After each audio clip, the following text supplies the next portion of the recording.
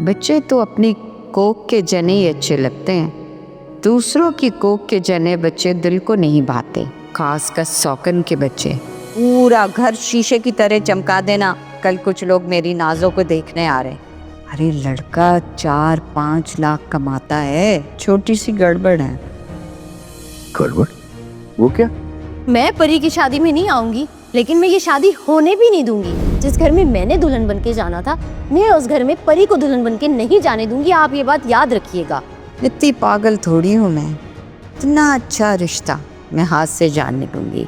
मैं अपनी नाजों की शादी इस घर में करूंगी। अगर आप मेरी सुहेब से शादी नहीं कराएंगी ना, तो मैं जहर खा लूंगी या जान दे दूंगी, लेकिन कहीं और शादी नहीं करूंगी। सुन नहीं आप? हमें तो आपकी बेटी बहुत पसंद आई है। आपको हमारा ज़हीर कैसा लगा है? माशाल्लाह बहुत सादतमंद बेटा है आपका।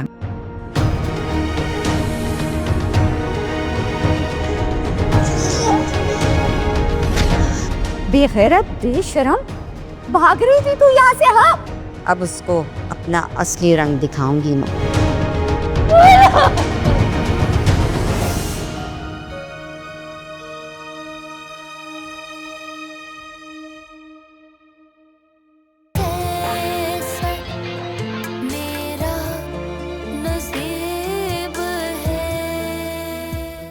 देखो इकरार, आखिर में ना राबिया सिस्सी हमेशा ठीक निकलती हैं, और तुम्हें ना गुस्सा करने की जरूरत नहीं है। देखो तुम अक्लमंद हो, लेकिन राबिया से तुम्हारी अकल थोड़ी कम है। मेरे सामने ज़्यादा होशियार बनने की ना कोशिश मत करो। जब सच तुमसे पूछा जाए तो तुमने बोलना है कि ये फाइल तुमने अनीला को दी। मुझे सेशन की जरूरत थी, मैंने सेशन भी नहीं। And I'm feeling perfectly well now. उसने मुझे एक ही सेशन में फ्री कर दिया। कहता है अब आपको सेशन की जरूरत नहीं है, you're fine। यार मुझे अपने सारे मसाइल हल होते हुए नजर आ रहे हैं। वो खुद शर्मिंदा होकर भी अपने आप को शर्मिंदा जाहिर नहीं करना चाहते। अनीला, मुझे हिम्मत नहीं हो रही। कैसे कहूं डैड को कि आप गलत हैं, आप अनीला पर जुल्म कर रहे हैं। अपनी शर्मिंदगी छुपाने के लिए मजीद इल्जामात ढूंढेंगे। मुझे तुम्हारे लिए बात भी करनी है उनसे अनीला, लेकिन मुझे अच्छा बेटा भी बनना है। कैसे कहूं कि वही मेन कल्प्रिट है? इस घर की सबसे बड़ी परेशानी और सबसे बड़े मुजरिम डैड ही है। तो आखिर आपको असल वजह तो मिल ही गई ना दी। असल वजह तो मिल गई है।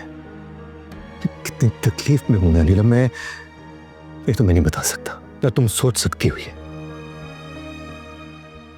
सोच सकती हूँ दीदी, मैंने तो झूठे इल्जाम से है जो बहुत तकलीफ दे होते हैं। सच्चे इल्जाम सहने के लिए तो झुकना पड़ता है, और पापा कभी नहीं करेंगे। और अब आपको दो फिक्र लगी, पहली ये कि डैड से मुकाबला तो नहीं किया जा सकता, और दूसरा ये कि अब हमारे घर के हालात जैसे हैं ना वैसे ही रहेंगे। लेकिन आप मेरे साथ हैं, मैं आपके साथ हूं। हम मिलकर इन हालात का मुकाबला कर लेंगे।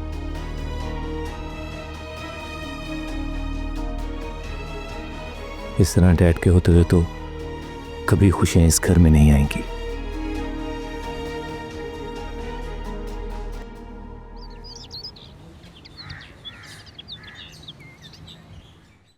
मैंने वो सब कुछ मिस राबिया के कहने पर इसलिए किया क्योंकि मिस सरवत राबिया जी को झूठे केस में फंसाना चाहती थी,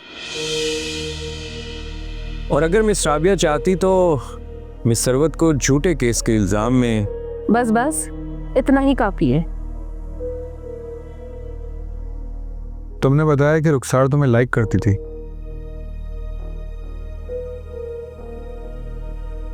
नहीं, वो तो पहले ऐसा लगता था, लेकिन अब तो वो भाभी हो गई है ना।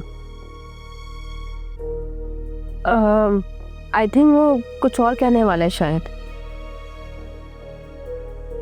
ये समझ क्या रहा है? तुम क्या कहना चाह रहे हो पहले वो बताओ।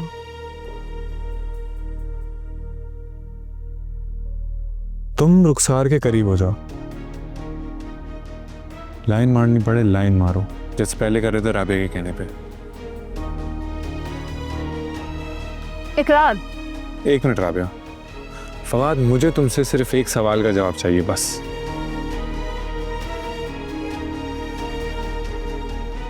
इकरार, तुम ये लिखवाओगे अपनी जिंदगी के ड्रामे में अपने लिए ये करेक्टर कि हीरो किसी यंग हैंडसम लड़के को कह रहा है कि मेरी दूसरी बीवी के साथ फ्लर्ट करो?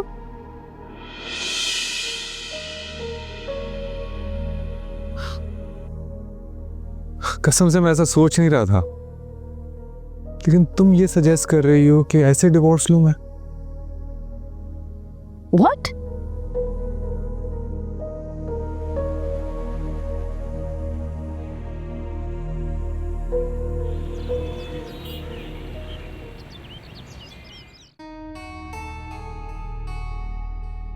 अनीला को तो खैर मैं झूठे इल्जाम में जकड़ लूंगी, लेकिन अगर अब उसने आमना का केस ही वापस ले लिया तो नहीं, वो खुद ही तो आमना के लिए इतनी भागदौड़ कर रही है भाई। आखिर आमना भी तो उसका अपना खून है, उसके बाप की औलाद है भाई। अपनी बहन को थोड़ी वो काटने देगी 3 साल की जेल। लेकिन ये फाइल चोरी वाली बात फिर आमना के रिहाल से पहले नहीं होनी चाहिए थी। शगुफ्ता, तैयार हो जाओ, कहीं चलते हैं हम। क्या? इतनी हैरान क्यों हो रही हो? हमें भी तो अपनी जिंदगी जीनी है ना।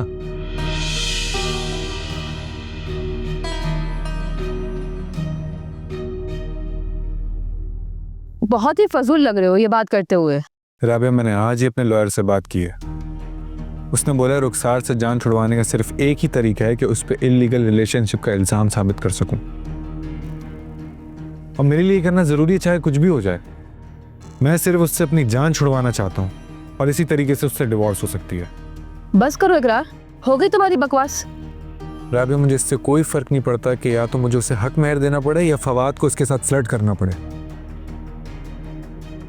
लेकिन कोई मुझसे भी तो पूछे कि मैं ये काम करूंगा कि नहीं। मिस्टर फवाद, आप कल मुझे ऑफिस में मिले। जी सर। जी चलो रूबी।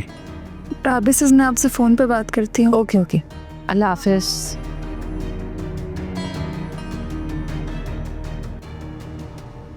अब ये अफसर बन के मुझे गलत काम करने को कहेंगे क्या? मैं नहीं करूंगा। तुम अब जा सकते हो वैसे। बस इतना सही काम था। इतना ही काम था तुमसे। ओह वो राबे जी, एक्चुअली एक बड़ी बुरी सी आदत बन गई है मुझे। वो क्या है कि एक वक्त में 2 कप चाय ना पीऊँ ना तो मेरी तसल्ली सी नहीं होती। तो अगर 1 कप चाय और। चलो आज मैं 1 कप चाय तुम्हें ऐसी पिलाती हूँ जो तुम कभी नहीं भूल पाओगे।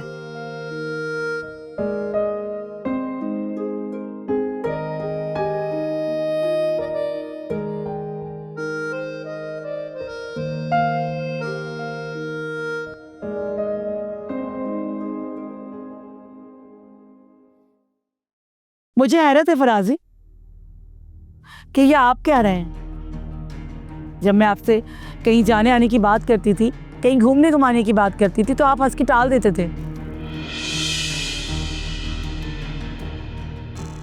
और आप देखो तो कह भी कब रहे हैं। जब मेरी बेटी जेल में है, अब मैं कैसे जीऊं ये जिंदगी? डियर मिसेस शगुफ्ता सरफराज, आमना की तो फिक्र अब आपको करनी नहीं चाहिए, क्योंकि अनीला का नया लॉयर जो है वो आमना को आज़ाद करा देगा। इसीलिए तो आपने भी नए वकील के वकालतनामे पे दस्तखत किए हैं ना।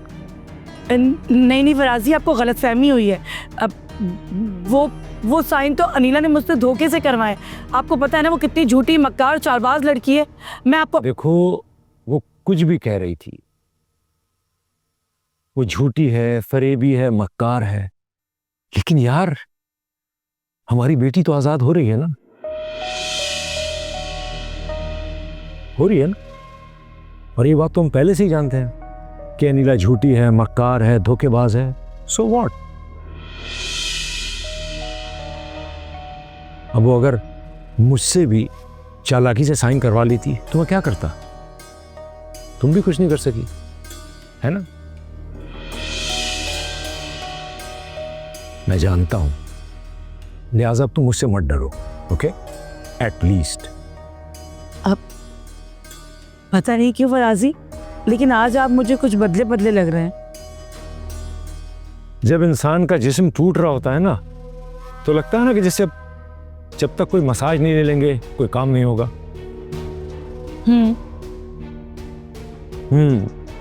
इसी तरह दिमाग टूटने पर उसका भी मसाज करवाया जाता है, वही करवाया मैंने। हाँ तो मैं भी सर का मसाज करवाती हूँ।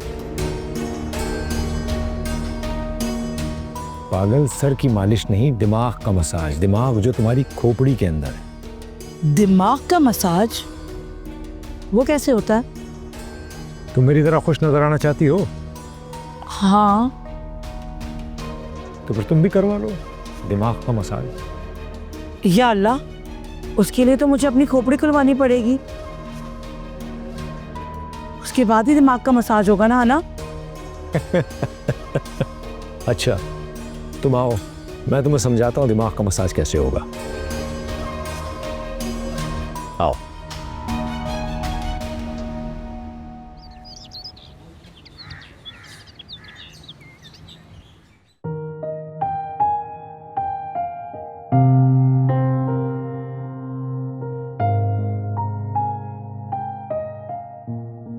आज मैं एक कप चाय तुम्हें ऐसी पिलाती हूँ जो तुम कभी नहीं भूल पाओगे।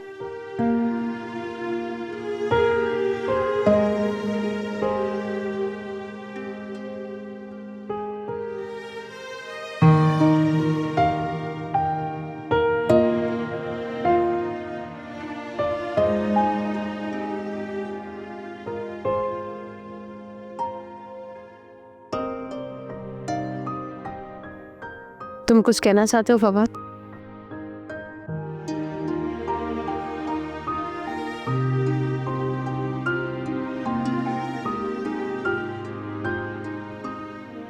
मेरे बारे में सोच रहे थे क्या? जी जी जी नहीं, जी नहीं। जी या जी नहीं? जी, आप ही के बारे में सोच रहा था। तो फिर डर क्यों रहे हो? जी और जी नहीं क्या था ये? सच बोलने से डरते हो? नहीं नहीं। तो फिर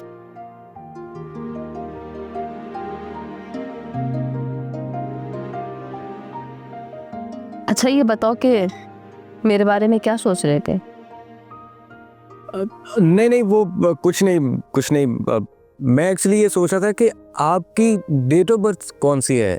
वो किसी मैगजीन में कुछ है और किसी जगह पे कुछ है, तो बस मैं यही कंफर्म करना चाह रहा था कि आपकी डेट ऑफ बर्थ एक्चुअल में है कौन सी, बस यही सोच रहा था मैं। अच्छा, तो तुम इंटरनेट पे मेरा डेट ऑफ बर्थ ढूंढ रहे थे? जी नहीं, वो मेरा मतलब था कि अच्छा चलो मैं बताती हूँ। पहले ये बताओ कि क्या करोगे? मुझे बर्थडे विश करोगे? डेफिनेटली करूँगा। और गिफ्ट भी दोगे? हाँ, गिफ्ट भी दूंगा। कितने पैसे हैं तुम्हारे पास? पैसे? हाँ, पता तो चले कि कितनी महंगी रिंग खरीद सकते हो तुम राबिया रहमान को प्रपोज करने के लिए।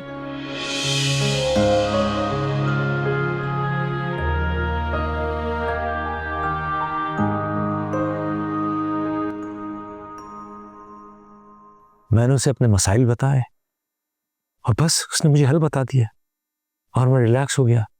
That's it. Simple as that. तुम ही देर कर रही हो घूमने जाने में। अब अच्छा, तो क्या हाल बताया डॉक्टर ने इन सब मसाइल का? तो उसने कहा कि हमें अनीला की जहनी हालत चेक करनी पड़ेगी। अब जाहिर सी बात है अनीला की दिमागी हालत अनिला खुद तो बताएगी नहीं, लिहाजा मैं सोच रहा हूं कि अगर तुम डॉक्टर से बात करो और उसको बताओ कि अनिला का मेंटल स्टेट क्या है तो ज्यादा अच्छा रहेगा। क्या ख्याल है? ये सही है। अब जो मैं बताऊंगी डॉक्टर को मानना पड़ेगा। अनिला वाकई जहनी मरीज है और फिर अनिला को मैं यकीन दिलाऊंगी कि वो कितनी बड़ी जहनी मरीज है। क्या सोच रही हो? अब कुछ नहीं। अब ठीक है फराजी, अब मैं डॉक्टर से मिल लूंगी। आप बता दीजिएगा कब मिलना है। ओके, तो घूमने चले? आप चलिए ठीक है, आप बैठे, मैं तैयार होके आती हूँ। I am waiting. Okay okay.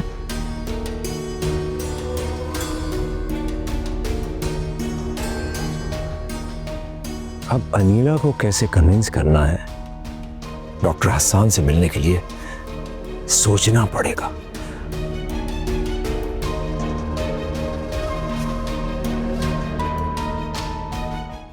सच्ची मोहब्बत सिर्फ खुद से होती है, और सबसे ज्यादा मोहब्बत तो तुम्हें इस एहसास से होनी चाहिए फवाद, जो वक्त तुम मेरे पास गुजार के महसूस करते हो। अपने इस एहसास की कदर करो, इन लम्हात को कीमती जानो। बस यही मोहब्बत है। देखो फवाद, कुदरत ने तुम्हें मौका दिया है, तुम जिससे मोहब्बत करते हो उसके पास हो, एम्प्लॉय बनकर या दोस्त बनकर। अब अगर तुम्हें लवर बन के रहना है तो ये तुम्हारी मर्जी है, मुझे इससे कोई फर्क नहीं पड़ता।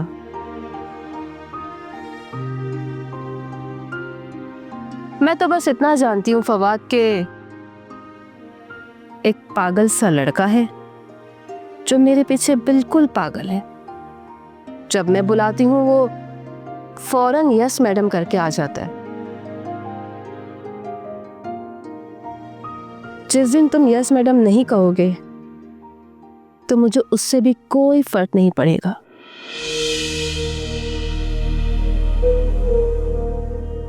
बस तुम्हारी सच्ची मोहब्बत की वैल्यू मेरी नजर में यही है, दैट्स इट। और इस सच्ची मोहब्बत की कदर सिर्फ तुमने करनी है, मैंने नहीं। हाँ, ये सोचा जा सकता है फवाद के सच्ची मोहब्बत की कदर कैसे हो। देखो, मुझे तुमसे काम है, वो काम मैं लेती रहूंगी। तुम्हें मोहब्बत है, तुम वो करो, बस मुझे इरिटेशन नहीं होनी चाहिए तुम्हारे मोहब्बत करने के किसी भी अंदाज से। और हाँ फवाद, एक बात और, आइंदा मेरे गेट पर आके खड़े मत होना। तुम्हें मेरे घर से लेके लाउंज तक की रसाई एनी टाइम अलाउ है, तुम दफ्तर समझ कर आओ या घर समझ के।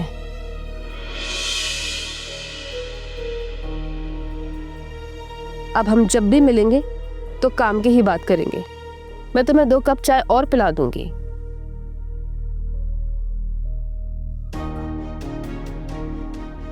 बाय द वे, तुम्हारी चाय ठंडी हो रही है।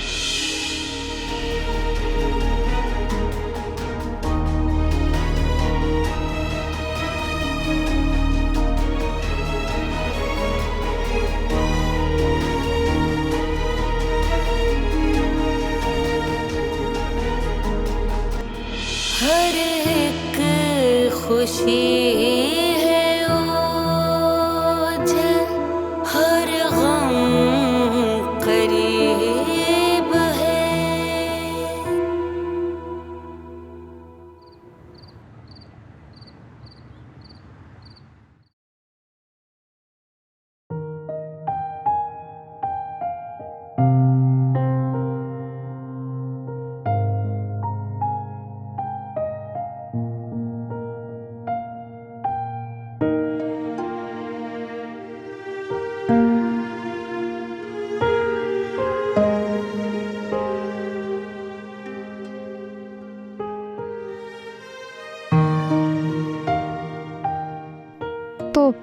फिर क्या सोचा तुमने?